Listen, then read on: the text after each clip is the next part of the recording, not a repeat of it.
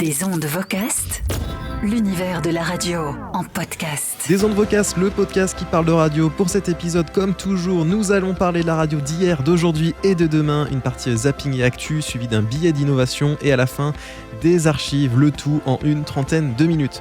Que vous soyez un pro, un passionné ou juste curieux d'en savoir plus sur l'univers de la radio et du podcasting, vous allez très certainement apprécier ce nouvel épisode mensuel des ondes Vocast. Bienvenue à vous. Des ondes Vocast. Et je ne suis pas tout seul, à mes côtés, deux passionnés, deux marques, mais deux profils différents. On commence avec Marc Rigaud, ingénieur du son responsable technique. Alors Marc Rigaud qui ne fait pas comme tout le monde, lui part en vacances avant l'été. C'est exactement ça, tout à fait. Mais c'est bien. Alors tu as passé beaucoup. 15 jours en Norvège, si j'ai bien compris. Exactement. Et donc justement, Marc, pour la partie zapping et actu de cet épisode, on va parler un petit peu des radios en Norvège et surtout ton retour d'expérience après 15 jours à écouter la radio en DAB+, un an et demi après le switch-off, l'arrêt quasi complet plus de la FM du tout. Et oui, un retour d'expérience concret qui s'annonce très intéressant. Juste après la partie innovation avec notre animateur des vallées préféré, Marc Mollier, matinalier de Pyrénées FM. Voilà, deux marques. Alors je propose à Marc Rigaud de s'appeler Robert pour changer, pour distinguer. Mais j'allais te proposer la même chose en plus pour toi. Marc et Robert. Comme ça, alors c'est du pas coup, mal. Marc, premier du nom, avec toi, on parlera du podcast, mais aussi d'un navigateur internet particulier. Et vous verrez que étrangement, on pourra faire des liens intéressants, notamment pour régler les problèmes rencontrés dans le secteur, que ce soit la rémunération des créateurs par les applications qui utilisent leur contenu, mais aussi pour les mesures d'audience considérées comme incomplètes pour développer le marché. Donc bien entendu, à la suite de cette chronique, je serai heureux d'avoir votre avis via Twitter, @ANTHONYGEU2RAUD, ou par mail contact@vocast.fr. Ce billet d'innovation a aussi sa version textuelle sur Medium. Le lien est dans la description de l'épisode du podcast. Et enfin, pour la fin de l'épisode, Eddy Benalla traitera des pubs télé des radios. Sur son site radioscope.fr, il a répertorié plus de 1000 spots de pubs TV classés par radio. Donc Eddy nous parlera des réclames qui ont marqué son attention. Vous écoutez des ondes Vocast, on commence avec un focus sur la radio en Norvège. Tout de suite, c'est le tour des ondes en 80 tours. Des ondes Vocast, le tour des ondes en 80 tours. Pour cette édition, un zapping un peu particulier car Marc, tu étais le mois dernier en Norvège et tu en as profité pour écouter les radios là-bas. L'écoute se fait exclusivement en DAB+, pour la plupart des radios, puisqu'en 2017, progressivement, sur l'année, l'AFM a été éteinte pour toutes les radios nationales et régionales. Alors l'AFM n'étant aujourd'hui utilisée que pour une centaine de radios locales sur certaines parties spécifiques du territoire. Donc pour écouter la radio en Norvège, il faut utiliser son poste DAB+. Ben oui, mon cher Anthony, et ces quelques semaines à batifoler en voiture dans les contrées norvégiennes m'ont permis d'avoir ma première confrontation grandeur nature avec le DAB, puisque je n'avais pas écouté sur les zones test en France. Ah, tu dis DAB, toi? T'es comme ça? Ouais, DAB, DAB, DAB+. oui. DAB+, exactement. Oh, la RNT, là, tout ce que vous voulez. Bon, j'étais quand même curieux de savoir ce que ça allait changer réellement d'écouter des radios par ce nouveau canal numérique qui était censé être la radio du futur. Alors déjà, en entrant dans ma jolie voiture de location multi-options, dont le DAB, mais bon, même si maintenant cette série pour les voitures là-bas, j'ai voulu vérifier que nous n'étions pas victimes d'une manipulation, d'une quelconque organisation mondiale pro-numérique, et j'ai tout de suite basculé sur la FM et voilà ce que j'ai écouté. Il n'y a pas une petite radio d'un pays voisin qu'on arrive à capter. Je n'en ai pas entendu là où j'étais. Bon, moi, Voilà, je trouve ça c'est ça. agréable à écouter. Alors ça dépend, oui, pour vous endormir, Anthony. Bon, en tout cas, c'est ok, donc il n'y a rien en fait. Il y a cette petite mélodie sympathique que vous avez déjà dû entendre, mais en tout cas, on ne nous a pas menti. La bande FM est désormais officiellement déserte en Norvège. Et cela fait drôle un peu quelque part. Bon, après, j'ai pas mal fait de route, donc je suis resté sur le DAB+. J'ai pas écouté partout, tout au long de mon périple, s'il y avait certaines radios locales et tout ça. Mais de toute façon, je ne doute pas que le terrain de jeu désormais vierge de la bande FM ne soit pas utilisé ici ou là par des radios, un petit peu pirates. Ouais. Ah ouais, c'est vrai qu'on n'y a pas pensé à ça, mais ouais, C'est vrai qu'il y a de la place pour tout. Après, c'est excellent. Je sais pas comment ça va se passer, mais bon, en tout cas, orphelin de la bande FM, tu t'es rabattu sur le DAB+. Alors, ce monde tout nouveau, ça donne quoi? On ne peut pas dire déjà que j'étais totalement en terrain inconnu, car même si ma maîtrise du norvégien est très limitée, voici la première radio sur laquelle je suis tombé et qui a été un peu le fil rouge de mon périple, et je pense que vous devriez ne pas avoir trop de mal à reconnaître ce que c'est. Energy, ny musikk først.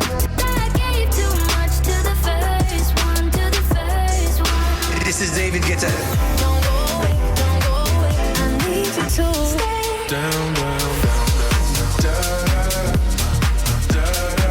Ny musikk først. Vi elsker ny musikk. Hi, this is Katy Perry. On Energy. Hit music only. Ah oui, tout de suite on reconnaît, voilà, et c'est Energy, Energy Norvège, créé en 1998. La radio est opérée par un des deux grands groupes de radio de Norvège, P4 du Modern Times Group. On note quand même que la part d'audience de la franchise en Norvège n'a rien à voir avec celle de la radio jeune en France. Selon Kantar TNS Norway, en 2018, Energy Norvège, c'est 1,1% de part de marché sur les 12 ans et plus, et quand même 4,7% sur leur cœur de cible, à savoir les 20-34 ans. Donc c'est quand même loin de ce qu'on peut trouver en France. Bref, en tout cas, toi, ton avis sur cette radio Energy Norvège en DAB+. Bah, écoute, là, je te cache pas, avec le titre qu'on a entendu, j'en peux plus en fait, car chaque jour j'ai dû l'entendre au moins plus de 3 ou 4 fois, alors que ça soit sur cette radio ou sur d'autres radios. Donc Energy Norvège, c'est un petit peu comme Energy en France, tu entends un peu toujours la même chose, les radios musicales en DAB, donc c'est les mêmes recettes qu'en FM. Tu prends 20 titres, tu les mets en rotation toute la journée et hop, c'est parti. Mais après, tu peux zapper, je veux dire, si ça te plaît pas, tu peux zapper de radio en radio, si ça marche comme en FM. Bon, alors tout à fait, je vous le confirme à tous les deux, de ce point de vue-là, il n'y a rien de nouveau. Mais le DAB+, réserve en mobilité une surprise extrêmement déplaisante par rapport à la FM. Quand vous passez dans une zone blanche ou en limite de zone de couverture en France avec votre autoradio, le signal se remplit de plus en plus de parasites, de grésillements, jusqu'à soit disparaître totalement, soit redevenir meilleur pour différentes raisons. En DAB+, ça coupe de manière très sèche, tout simplement. Et ça reprend de manière tout aussi inattendue au bout de quelques secondes ou quelques minutes. Le principe de l'Amérique. Après, il faut dire, en Norvège, c'est quand même très montagneux aussi. Alors, j'étais au nord de la Norvège, effectivement, c'est très montagneux. Aussi, mais ça a pu m'arriver aussi, alors c'était pas vraiment des plaines, mais dans des endroits en bord de mer où, pareil, ça a pu couper. Donc, quand c'est comme ça, c'est totalement agaçant au final. Je suis sûr que vous avez déjà vécu ça aussi, cette expérience de choses qui coupent complètement en regardant un film en streaming et tout d'un coup, le film s'arrête en entendant même en TNT, que on connaît ça en TNT. Oui, même en TNT, on a un peu connu ça alors, aussi. En TNT, normalement, quand vous êtes... Voilà. Sauf si vous regardez la télé en voiture, et là j'espère que personne de la police ou de la gendarmerie ne nous écoute. En tout cas, c'est étonnant que tu dises ça, parce qu'on sait que les 16 radios commerciales couvrent en théorie 93% de la population, en théorie, et les 15 radios publiques nationales de NRK, 99%, voire quasiment 100% pour la radio historique P1. Donc du coup, tu as pu quand même écouter d'autres radios qui étaient peut-être un peu plus disponibles constamment, non ? Alors, effectivement, j'en ai écouté, disponible constamment. La zone où j'étais, encore une fois, la Norvège, c'est un très grand pays. Je n'ai pas fait toute la Norvège, mais le peu que j'ai fait, il n'y avait pas forcément un choix exceptionnel. Alors, il y a quand même un choix qui est plutôt large dans ce que j'ai vu quand je suis allé dans des grandes villes ou des choses comme ça. Alors, justement, tu parlais de la radio NRK P1 la plus écoutée de Norvège, 38% de part de marché en 2018 sur les 12 ans et plus. Et on peut en écouter un extrait, comme ça, on va permettre de réviser le norvégien. Voilà, tout à fait. Klokka den er blitt 8 den nå, og du får de siste nyhetene her i P1. Vy-sjefen tjener over 6 millioner kroner og får økte bonuser til tross for tapte anbud. En rakett har truffet utenlandske oljeinstallasjoner i Irak. Her er NRK Dagsnytt, klokka er 8. Nyhetene fikk du av Ingvild Anita Welde. God morgen, Buskerud.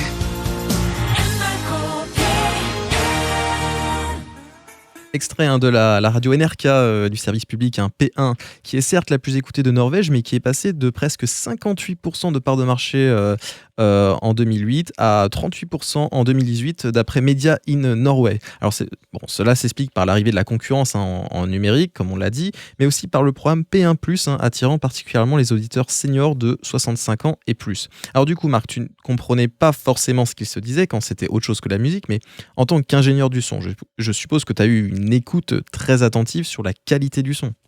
Alors, j'ai écouté, on va dire, attentivement et effectivement, à défaut des paroles. Et comme le DAB nous promet une bien meilleure qualité que la diffusion analogique FM, je me suis dit, tiens, attirons notre écoute là-dessus. Bon, promesse compliquée à tenir sur quelque chose de subjectif quand même, hein. Chacun verra midi à sa porte.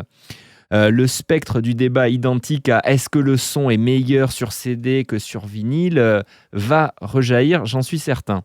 Alors j'ai quand même 2 remarques, j'espère assez objectives à faire. D'abord, le DAB+ a un gros avantage. Quand vous passez d'une station à l'autre, la puissance est la même, donc vous n'êtes pas obligé de jouer du bouton de volume à chaque zap. Et ça, c'est plutôt une très bonne nouvelle.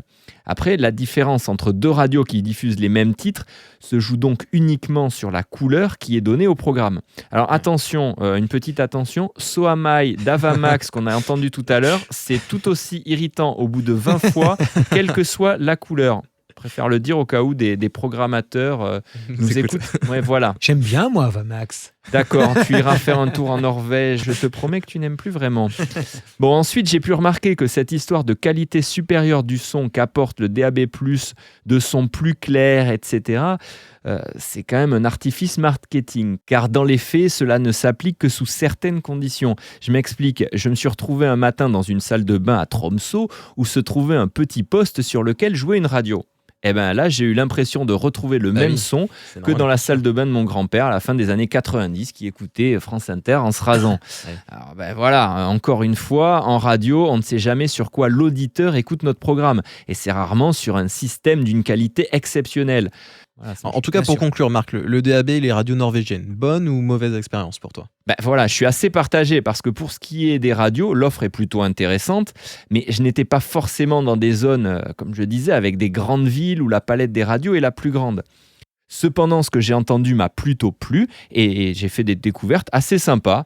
Bon, sauf un titre, mais on a compris. Vous avez compris ce que c'était. Bon, en tout cas, on a parlé du service public NRK, du groupe privé P4 avec Energy Norvège, mais pas du second grand acteur radiophonique en Norvège, le groupe allemand Bauer, qui a d'ailleurs lancé début 2019 une nouvelle radio, Biggie Pop R&B. Donc justement, on écoute un extrait. Big hip hop and R&B. Let's go. Giving you non-stop hip hop and R&B. Listen anywhere, anytime. Download our free app at bigradio.no. Lyrically insane, going against the grain. We run the town. All day, all night. Do it all the time. This is Norway's Big Hip Hop and R&B. B.I.G. For the ladies, baby. Big Hip Hop and R&B. Si vous avez déjà écouté des radios norvégiennes, dites-nous celle que vous préférez et racontez-nous votre expérience avec le DAB+, comme a fait Marc. Alors, on ne sait pas trop d'ailleurs si c'est une bonne ou une mauvaise expérience. Écoute, sur le DAB+, justement, je ne peux pas dire que ça soit une mauvaise expérience. Mais vu mon attente et ce que je m'étais laissé entendre dire concernant le DAB, je suis quand même un peu déçu. De mon point de vue, le DAB+, ça n'apporte pas grand-chose par rapport à la FM. Et c'est comme quand on te marque sur ton yaourt habituel nouvelle recette et que quand tu le goûtes, tu te dis, après avoir pris ton air le plus inspiré, ah oui, peut-être que c'est vachement meilleur. Sauf que la différence de prix entre l'ancienne version de ton yaourt et la nouvelle, c'est pas la même que la différence de prix entre un poste FM et un poste DAB+. Alors bon, il faut juste espérer qu'avec l'arrivée du DAB+, l'auditeur n'aura tout simplement pas envie de changer de crèmerie. Ah oui, carrément un petit jeu de mots pour terminer.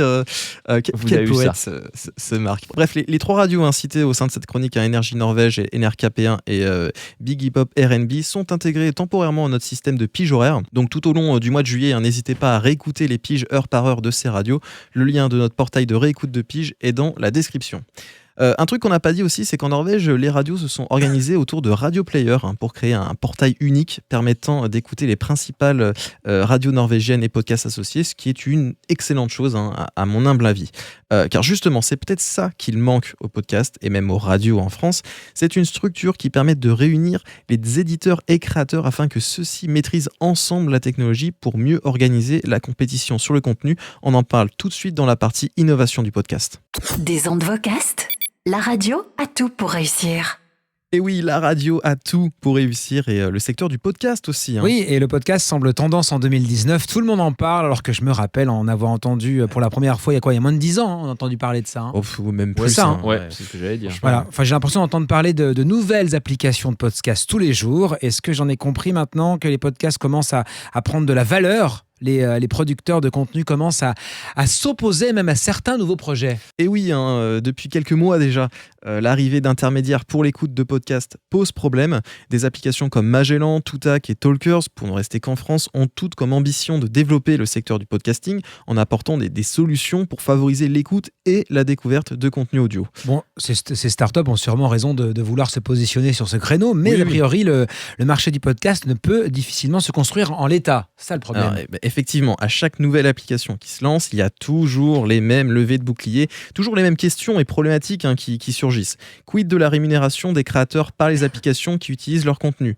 Plus globalement, quelles autorisations pour quelles conditions ? Et aussi, comment mesurer la performance d'un podcast ? Quelles mesures d'audience complètes, entre guillemets, pour développer le marché ? Oui, mais ça se comprend, ça. C'est ce que l'on constate d'ailleurs, c'est que les plateformes de lecture de podcasts sont des intermédiaires qui ne partagent pas forcément d'intérêt avec les créateurs. Alors oui, carrément. L'exemple qui me vient tout de suite à l'esprit, je pense pour vous aussi, c'est TuneIn. Cet agrégateur de radio et de podcast est devenu une référence à tel point qu'il est le service par défaut pour écouter des radios sur les assistants vocaux d'Amazon et Google. TuneIn est une entreprise privée qui n'a aucun compte à rendre aux éditeurs radiophoniques. La société contrôle, comme bon lui semble, les médias agrégés. Ouais, c'est vrai, l'application TuneIn place des publicités et propose des abonnements à ses utilisateurs au détriment des radios et podcasts recensés qui ont pourtant participé au succès de l'entreprise. Du coup, on peut se poser la question, faut-il un intermédiaire pour l'écoute des podcasts ou n'est-ce pas justement nuisible pour l'écosystème ? Alors ça, c'est difficile de répondre à cette question. Dans tous les cas, imaginons qu'une société honnête veuille, entre guillemets, veuille développer des fonctionnalités en concertation avec les acteurs du secteur. Eh bien, elles n'auront malheureusement aucun organisme de référence vers qui se tourner, comme le faisait remarquer le fameux James Cridland, éditeur de l'excellente newsletter PodNews. Et je suis d'accord avec lui, il faudrait au moins un ensemble d'accords sur les principes de base, comme la mise en forme des descriptions d'épisodes. Il faut aussi envisager une entité en charge de décourager les pratiques allant trop à l'encontre des intérêts des producteurs de contenu. Pour un exemple concret, je vous invite à vous renseigner sur l'affaire Luminary, si vous ne la connaissez pas, aux États-Unis. Alors du coup, la solution avant tout, ce serait d'avoir un organisme avec un maximum d'acteurs, c'est ça, Anthony ? Radio, agences de production, mais aussi des associations de producteurs indépendants, des régies. Alors oui, l'idéal, mais alors là c'est vraiment utopique, serait de rassembler l'écosystème du podcast dans sa globalité avec un système de gouvernance analogue à celui de Médiamétrie. Alors moi, ce qui m'inquiète, c'est que personne ne semble vouloir s'entendre sur la moindre chose. Chacun peut avoir une vision du média, une certaine écriture, une certaine façon de faire, avec des ambitions économiques différentes, mais cela ne doit pas créer d'opposition. L'écosystème aujourd'hui est tristement peu structuré. Il n'y a aucun regroupement cohérent autour de la radio à la demande. Il serait pourtant judicieux d'avoir une collaboration autour de la technologie pour une meilleure compétition autour du contenu. Les tentatives de regroupement manquent systématiquement de cohérence, incompréhension des limites techniques, refus des ambitions économiques disparates, etc. Espérons que le geste qui a annoncé la création d'un groupe de travail sur la distribution des podcasts changera la donne dès la première réunion le 4 juillet. Alors du coup, je résume, Anthony, pour toi, pour assurer l'avenir du podcast, il faudrait définir des règles, des standards, mais en réalité cela serait insuffisant car les applications plateformes auront toujours le dernier mot. C'est ça en fait c'est eux qui maîtrisent les tuyaux en gros. Et bien, voilà. C'est la solution naïve qui consisterait à avoir un portail unique et donc fermé. Alors tout à l'heure je disais qu'il fallait une collaboration autour de la technologie pour une meilleure compétition autour du contenu. Cette phrase est clairement et fortement inspirée de l'idéologie de Radio Player, j'en parlais en fin de zapping tout à l'heure. Radio Player est un projet visant à développer des technologies unifiées pour les radios nationales du Royaume-Uni, Irlande, Belgique, Suisse, Norvège, Allemagne, Autriche, Canada et même du Pérou. Alors ce qui serait cohérent mais très extrême, c'est que les radios, agences et producteurs indépendants s'organisent et développent ensemble une technologie unique. Oui, ça demanderait d'abandonner le RSS, sans quoi il y aurait toujours possiblement des applications tierces venant se servir dans les catalogues de contenu. Mais en plus de maîtriser parfaitement le tuyau au sein duquel transite leur contenu, l'intérêt d'un lecteur unique réside aussi dans le fait que les statistiques ne sont plus limitées vu qu'il n'y a plus une multitude d'applications de lecture, multiples clients. Mais je crois que ça fait débat au sein de la communauté Oui, des bien podcasteurs. Et c'est vrai qu'on comprend facilement qu'un annonceur veuille savoir combien de fois sa publicité en mid-roll a effectivement été lue. Et il est utile aussi pour un créateur de contenu de connaître son audience en analysant les taux d'écoute, les durées moyennes d'écoute par épisode et les points d'arrêt principaux, les moments où les utilisateurs ont le plus abandonné la lecture. Et oui, tous ces indicateurs qui semblent nécessaires pour développer le marché publicitaire des podcasts, selon les Échos, ne peuvent s'obtenir qu'en plaçant des marqueurs analytiques de façon uniforme sur toute application cliente, lisant le podcast, en analysant les clics utilisateurs sur les boutons play, par exemple. Alors ça, c'est absolument pas possible d'avoir ces données en analysant les logs serveurs de son hébergeur. Oui, mais alors pour en revenir à l'idée de portail unique, c'est quand même risqué. Avant tout, difficile d'imaginer la mise en place d'une telle solution. Les changements à opérer sont trop importants. Et puis aussi pour abandonner le RSS, c'est quand même compliqué ça, non? Oui, tu as complètement raison. Alors la force du podcasting aujourd'hui réside justement dans son format ouvert, comme le dit si bien le manifeste du podcast ouvert, lancé par Yann Reader. C'est mieux pour l'auditeur d'avoir le choix entre différentes applications pour écouter un podcast. Ça, oui. Oui, après tout, le web actuel est également considéré comme ouvert. Et heureusement qu'il existe différents navigateurs pour accéder au site. Alors justement, ça tombe bien parce que je voulais en venir à une solution qui me paraissait idéale. Et justement, connaissez-vous le navigateur web Brave? C'est un navigateur respectueux de la vie privée, basé sur le même code source que Google Chrome, avec un adblocker intégré. Brave donne le choix à ses utilisateurs en matière de publicité, et les internautes sont rémunérés en jetons BAT quand ils regardent des annonces. Ces jetons obtenus peuvent être utilisés pour faire des dons aux éditeurs des sites web visités. Attends, mais ces jetons virtuels, ça vaut rien dans la vraie vie alors? Alors si, la monnaie numérique, on va dire BAT, est échangeable facilement en euros ou dans d'autres devises sur des plateformes comme Uphold ou Coinbase par exemple. En réalité, c'est une expérimentation intéressante de la technologie blockchain, la fameuse. Alors pourquoi utiliser la technologie blockchain, me diras-tu, et pas directement l'euro? Eh bien tout simplement car la technologie blockchain, du fait qu'elle repose sur une base décentralisée, présente grandement un intérêt dans le sens où aucune personne seule ne peut la contrôler. Aucune entité ne pourra théoriquement être à la tête d'un monopole avec ce système. Oui, mais aujourd'hui, on sait que le marché de la pub sur Internet est majoritairement sous l'emprise de deux sociétés, Facebook, Google. Donc le système de Brave règle le problème? Exactement. Alors je vous invite à consulter le livre blanc qui est assez complexe, mais je fournis le lien dans la description. Ça explique très bien le projet en détail. Brave apporte une vision du web où annonceurs, éditeurs et utilisateurs ne sont plus parasités par des intermédiaires, et ce de façon décentralisée. Explique, Anthony. Comment ça se passe concrètement? Oui. Alors, les annonceurs payent en euros ou autres. Ils payent de l'attention utilisateur, modélisée en actif numérique, BAT. BAT, ça veut dire Basic Attention Token. Donc, pour résumer vraiment très grossièrement, imaginons qu'un annonceur veuille payer pour 1 minute d'attention de 1000 utilisateurs. Alors, ceci aura toujours la même valeur en termes de temps de cerveau disponible. On est d'accord, c'est 1 minute d'attention, 1000 utilisateurs. Mais selon la demande, le prix à payer ne sera pas forcément le même. Alors, s'ils veulent gagner des BAT, les utilisateurs regardent des publicités non intrusives, dans le respect de leur vie privée. Ils sont rémunérés en BAT, représentant un certain temps d'attention utilisateur. Les sites web, eux, peuvent recevoir des dons en BAT de la part de leurs visiteurs en 2 clics directement depuis le navigateur, à côté de la barre d'adresse. Alors, un système aussi permet de rétribuer les éditeurs automatiquement en fonction du temps qu'un internaute a passé sur chacun des sites. Les éditeurs ont ainsi des jetons, des BAT sur un portefeuille virtuel, et ils peuvent décider de les échanger contre des euros en les échangeant donc sur des plateformes de crypto-monnaie. Et d'où le trading sur ces plateformes, c'est ça? Exactement. Donc plus il y aura d'annonceurs, plus le cours du BAT sera à la hausse si la quantité d'attention utilisateur disponible stagne.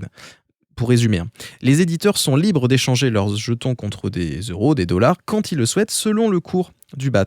Mais revenons maintenant au podcast, parce que c'est quand même ça le sujet.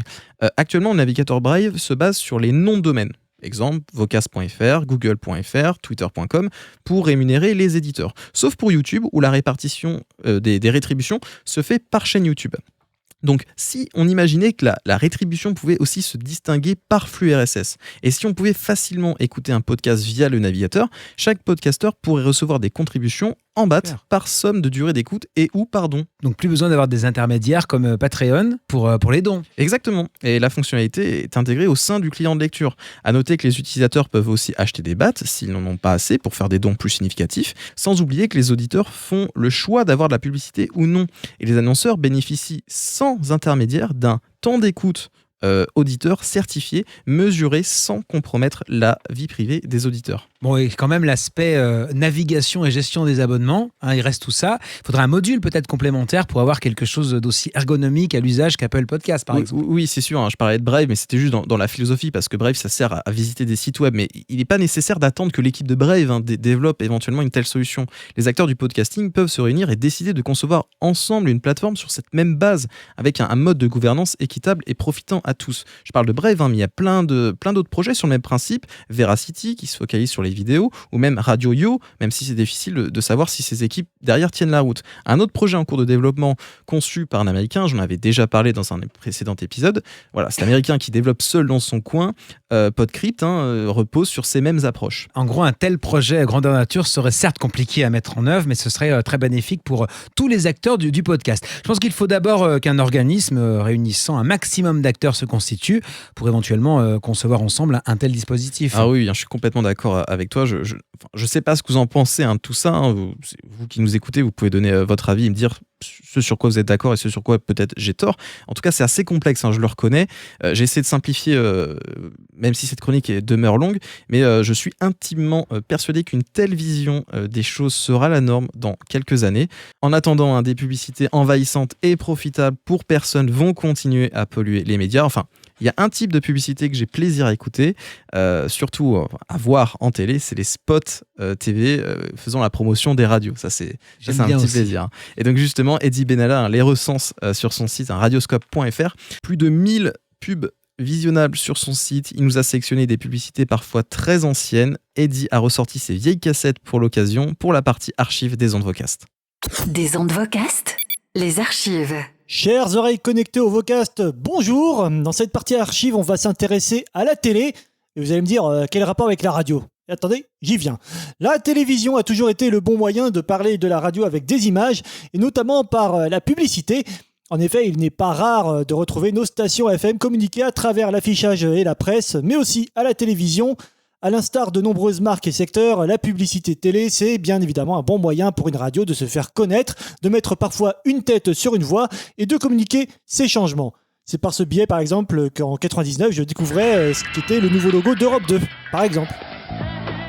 Europe 2, la musique plus fort que tout. Et les années 90, justement, c'est à mon sens la décennie la plus intéressante à explorer en ce qui concerne la publicité télé radiophonique, parce qu'à l'époque, il n'y avait pas Internet pour suivre l'actu radio, ni les webcams et vues sur les studios, et le mythe de la voix était très présent.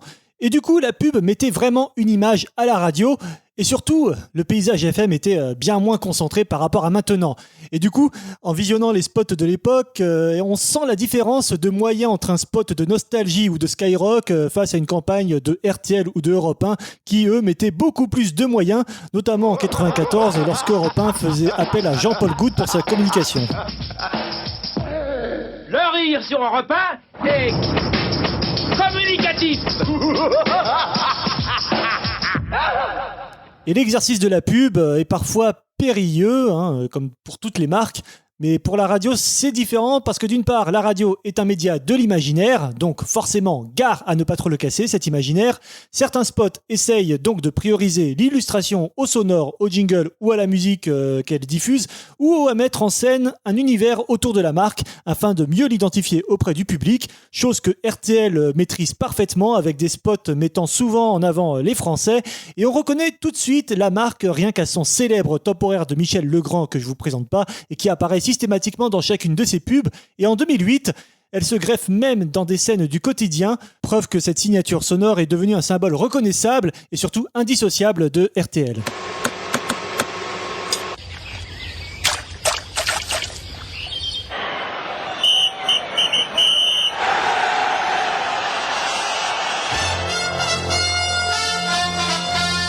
Et maintenant, un peu d'histoire, et puis justement, certains doivent se demander « Mais quelle est la pub la plus ancienne de l'histoire ?» Eh ben, je n'ai pas la science infuse, mais dans celle que j'ai pu consulter, la plus vieille à ma connaissance remonte à 1970, et c'était pour Radio Monte-Carlo, qui mettait en scène deux animateurs vedettes de l'époque, Jean-Pierre Foucault d'un côté, André Torrent de l'autre. Bonjour, vous allez bien, je m'appelle Jean-Pierre Foucault, vous savez que nous avons rendez-vous tous les matins, entre 10h et midi. Je vous fais une grosse bisou. Voilà. Jean-Pierre, ça va ? Rien de cassé. Ouais, ça va, mais 1400 mètres, c'est haut, tu sais. 1400 mètres, c'est pas l'altitude, c'est une longueur d'onde. Après, il faut se rappeler qu'à l'époque, la télévision, ça se limitait qu'à 3 chaînes publiques et que forcément, les radios publiques étaient plus aptes à communiquer sur leurs antennes plutôt que les périphériques. Il n'était pas rare de voir France Inter ou France Musique communiquer sur leurs nouvelles émissions ou leurs événements, ce qui se fait encore aujourd'hui sur France Télévisions avec Radio France. Et puis les périphériques, elles, communiquaient énormément dans la presse plutôt qu'à la télévision. Il aura fallu attendre le début des années 80 pour voir les vraies premières campagnes TV fleurir à la télévision, notamment pour RTL et RMC. Et en parallèle à cela, les années 80, c'était aussi l'ouverture de la télévision au privé avec Canal+, puis la 5, puis TV6 et M6. Et la seconde partie des années 80 ouvrait le bal de la publicité télévisuelle aux radios libres, qui étaient à ce moment-là déjà alors devenus des réseaux commerciaux.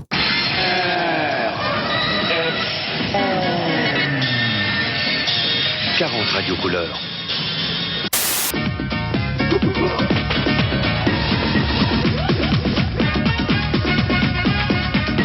Énergie, la plus belle radio. Qu'est-ce que c'est que ça? Qu'est-ce que c'est que ça? C'est la super radio. Skyrock, la super radio. Aujourd'hui, la pub TV continue pour nos chères radios, même si elle se fait parfois plus rare à la télé, avec Internet d'une part qui permet de communiquer plus aisément et directement, et un éparpillement de l'autre plus moindre. La majeure partie des radios appartenant aujourd'hui à des groupes médias qui ont forcément plusieurs chaînes sur la TNT, convergence oblige. Il sera donc plus simple de voir un spot de RMC sur BFM TV ou Énergie et Chéri FM faire leur pub sur Énergie 12 par exemple. Idem avec RTL, RTL2 et Fun Radio, rachetés aujourd'hui par le groupe M6 et dont les publicités sont maintenant diffusées exclusivement sur les chaînes du groupe. Enfin, Anthony m'a demandé de faire un choix dans mes pubs préférées et dans celles que je zappe. Merci Anthony, parce que le choix était difficile, mais dans les meilleures, outre celle d'RTL dont j'ai déjà parlé, il y a celle de Hit FM en 1985, imaginée par Jacques Séguéla entre autres, une pub qui était diffusée surtout au cinéma. Hit FM, pour rappel, appartenait à UGC et dont la mise en scène, ajoutée à cela l'identité sonore de la radio, me donnait vraiment envie de retourner dans les années 80. Plus loin. Elle va jusqu'à 100.6. Elle a le tympan tube.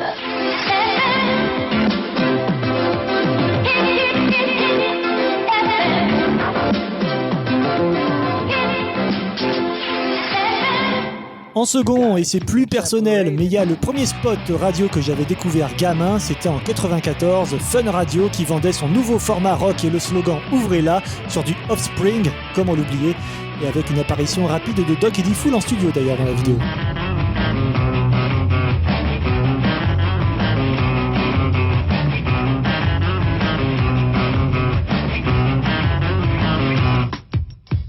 Fun Radio, ouvrons-la. Et un spot qui reflète un peu la génération X de l'époque.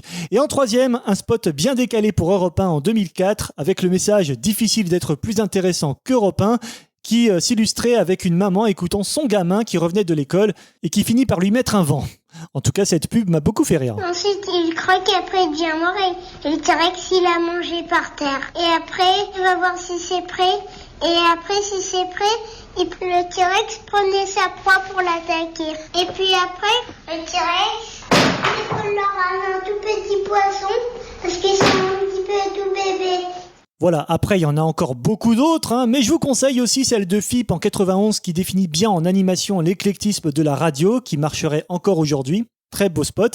Et il y a celle de France Culture aussi, toujours dans les années 90. Là aussi très simple mais efficace concernant ce que dégage l'antenne. Ensuite, pour ce qui est des pires, disons que c'est surtout parce que leurs messages ne paraissent pas clairs du tout, en tout cas pour moi.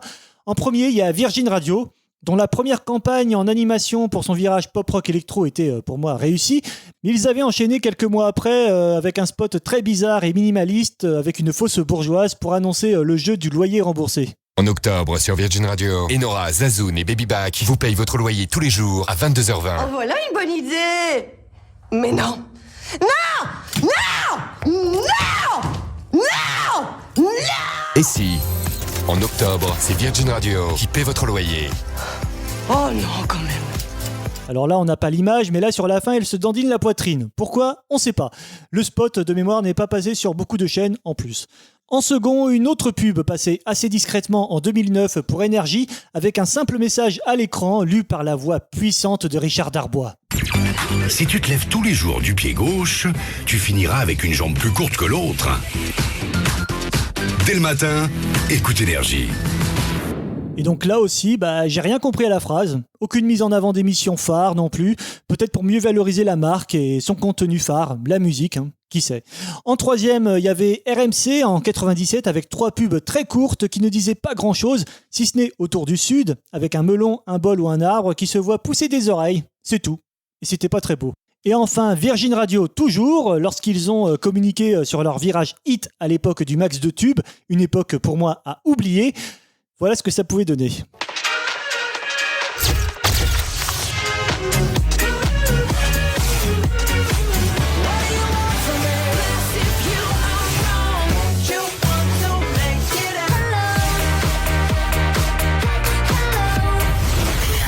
Virgin Radio. Un max de tubes. Donc vous l'avez entendu, aucun enchaînement sur les musiques, ce qui est un peu scandaleux quand on a connu Europe 2 et les fameuses tortillades.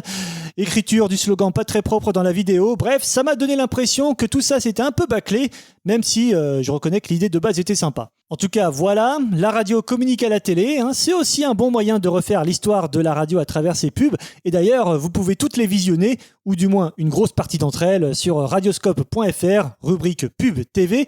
Et je serais même curieux de savoir quelles sont les pubs que vous trouvez les plus réussies et à l'inverse les ratées. N'hésitez pas à m'en parler, ça m'intéresse. C'était Ed au micro des ondes de Vocast, je vous rends l'antenne et j'éteins la télé.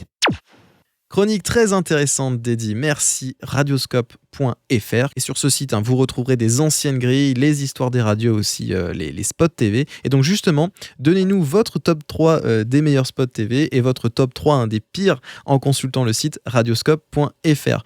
Vous nous envoyez tout ça par mail, contact@vocast.fr ou par Twitter, @Anthony Gouraud, ANTHONYGOU2RAUD. C'est la fin de cet épisode des Ondes Vocast, le podcast sur la radio. Merci à vous de nous avoir écoutés. En voix off, Estelle Hubert. Et pour les crédits musicaux, c'est un extrait de la BO de Radio Star, un film que j'adore. Pour être exact, c'est Rob It's a Blast. N'hésitez pas à parler de ce podcast autour de vous. N'hésitez pas à consulter notre site web également, vocast.fr. Vous pouvez nous écouter partout, Apple Podcasts, Google Podcasts, Deezer, Spotify, YouTube, TuneIn et même via l'assistant Google. Dites tout simplement à votre enceinte connectée Google Home ou à votre smartphone: OK Google, demande à des Ondes Vocast de lancer le dernier épisode. Merci à Marc et à Marc. À Robert. À Robert, oui, tout à fait. Désormais. Avec plaisir. Voilà. À la prochaine pour un prochain épisode avec vous. Rendez-vous en tout cas le 4 août pour le prochain épisode. Ciao. Des Ondes Vocast.